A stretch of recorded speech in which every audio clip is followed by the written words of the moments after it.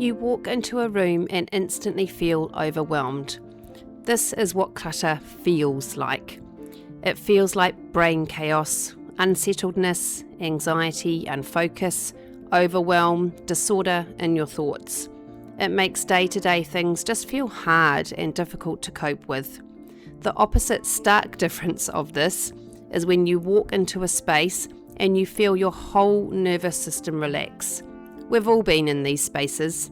It might be in your own home or someone else's home, or a work or a social environment. And we do get to choose what our own homes feel like. Do we want overwhelm, or do we want a peace, calmful space to be living in? There's visual clutter everywhere you look. There's just too much stuff. Too many items with no assigned place to go back to. Too many postponed decisions. Too many piles. Too many surfaces loaded with stuff. Too many "I'll use this later," or "I'll fix this later," or "I'll declutter this later," or "I might need this later" items. Too much clutter and not enough of the things that you love, you use, and benefit your overall mental health. You can't properly relax at home anymore. This is because of the visual clutter. You might not be able to sit down on your sofa or eat at the dining table because these surfaces are dumping grounds or drop zones for everyone's clutter. You get home and instead of your shoulders dropping and the burden of the day lifting, you feel uptight and just see all of the constant mess that needs your attention. Noise and mess make you feel irritated quickly. Now, we can cope with the stimulation of noise for a time. Family life is noisy, it's loud, and a lot of the time it's actually joyful noise. It also has quiet times though, and tidy up times and reset times. But noise and mess together, with one or both of these being constant, takes your stimulation to a whole new level.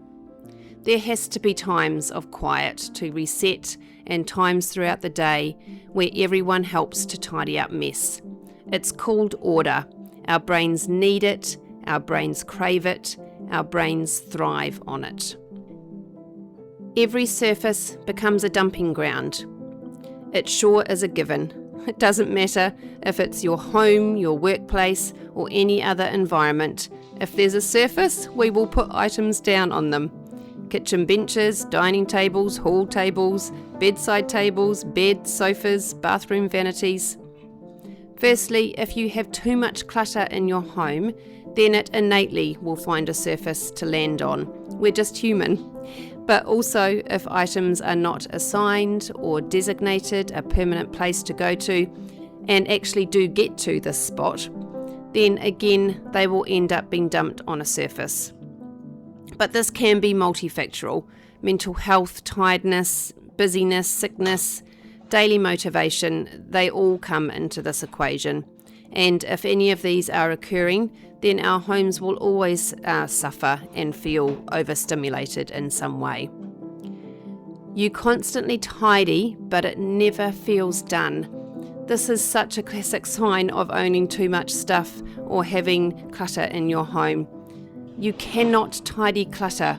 Let me say that again. We cannot tidy clutter. You can move it around, create more storage for it, hide it away under the bed or in a cupboard, stack it in a neat pile on top of something, but it's still physically there. And if it's physically there, it's also a mental burden for us every day.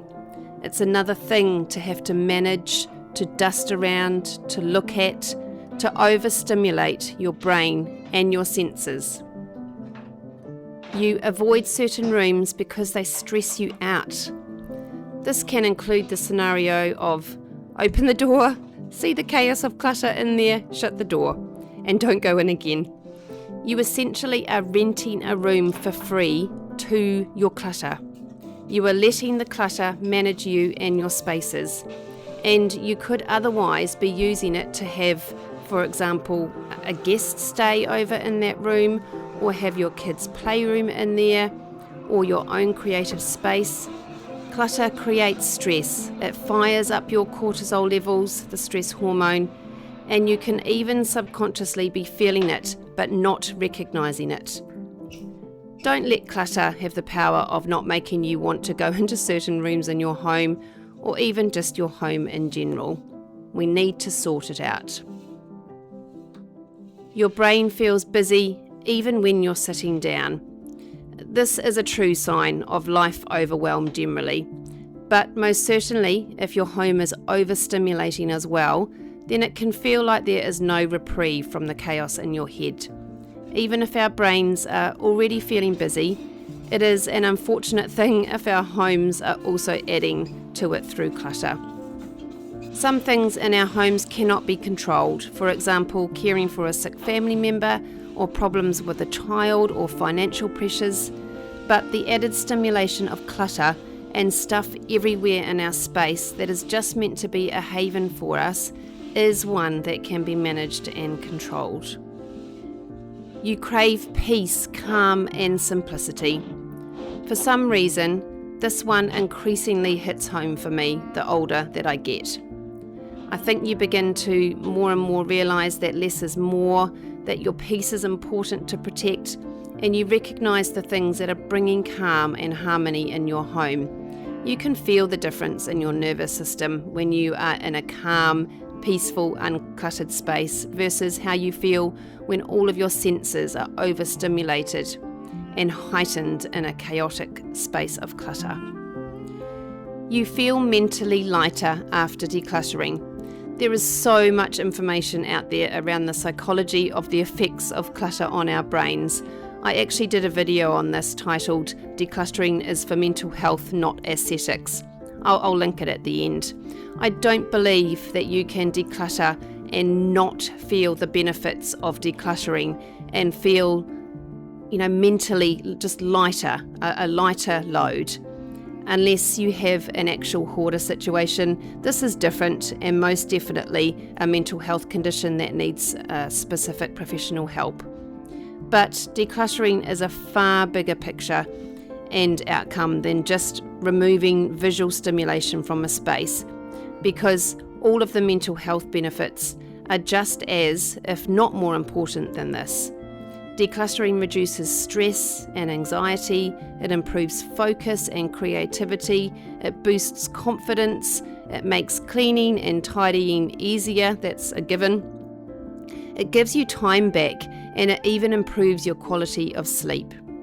The benefits of decluttering outcomes far outweigh any difficulties that the process of the actual decluttering brings you.